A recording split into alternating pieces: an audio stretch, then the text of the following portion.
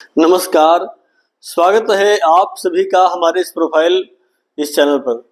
दर्शकों, आज के इस वीडियो में हम बात करने वाले हैं ग्रह गोचर प्रभाव को लेकर के।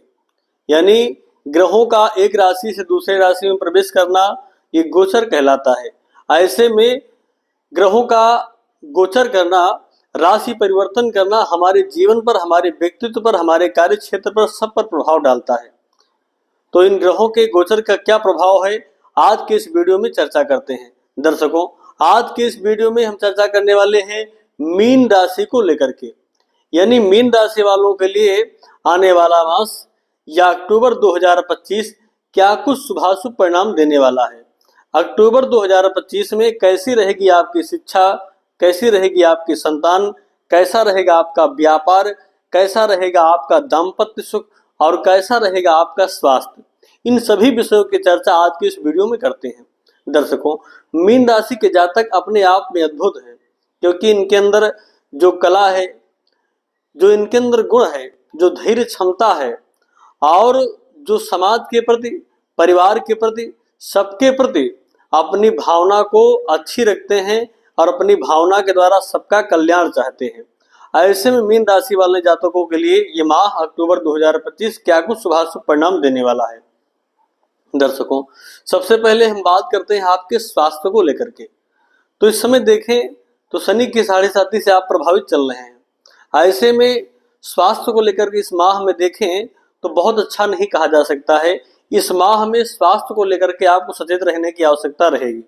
अगर आप पूर्व से ब्लड प्रेशर या शुगर आदि बीमारी से युक्त हैं तो उन बीमारियों की वृद्धि होना स्वाभाविक है, या फिर ज्वर आदि से पीड़ित हो जाएं, बुखार आदि से आप पीड़ित हो जाएं और हड्डियों के रोग होना, इस प्रकार के रोगों की ओर इशारा करेगा ये माह। ऐसे में अगर आप पूर्व से बीमारी से ग्रसित हैं तो मुझे लगता है कि आप उन बीमारियों को लेकर के सचेत हो जाना चाहिए और आपको जो है समयानुसार अपनी औषधियों को धारण करते रहना चाहिए, औषधि लेते रहना चाहिए। वही बात करते हैं आपके शिक्षा को लेकर के। तो शिक्षा के क्षेत्र में देखें धनु राशि वालों के लिए माह ठीक है, अच्छा परिणाम देने वाला है, कोई दिक्कत की बात नहीं है। जो विद्या अध्ययन कर रहे हैं वो अपनी तैयारी करते रहें, लाभ प्राप्त होगा, इसमें कोई संदेह नहीं। बहुत अच्छे तो योग नहीं दिखाई पड़ रहे हैं, किंतु कोई भी खराब योग भी इस माह में शिक्षा के क्षेत्र में नहीं है। ऐसे में विद्या अध्ययन कर रहे छात्रों के लिए माह सामान्य स्तर से रहने वाला है। वहीं पर प्रेम की बात करें तो प्रेम में जीवन जी रहे व्यक्तियों के लिए भी ये माह सामान्य स्तर से ही फल देने वाला है। न कुछ बहुत विशेषता है और न कोई खराब स्थितियां दिखाई पड़ रही। दाम्पत्य सुख की बात करें तो दाम्पत्य सुख में कुछ हद तक देखें तो दुष्प्रभाव ही दिखाई पड़ रहा है, यानी नकारात्मक चीजें ही दिखाई पड़ रही हैं।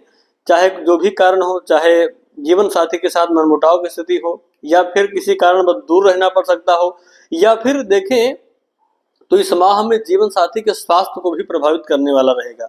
यानी उनके स्वास्थ्य में भी कहीं न कहीं कुछ कमियां आना स्वाभाविक है।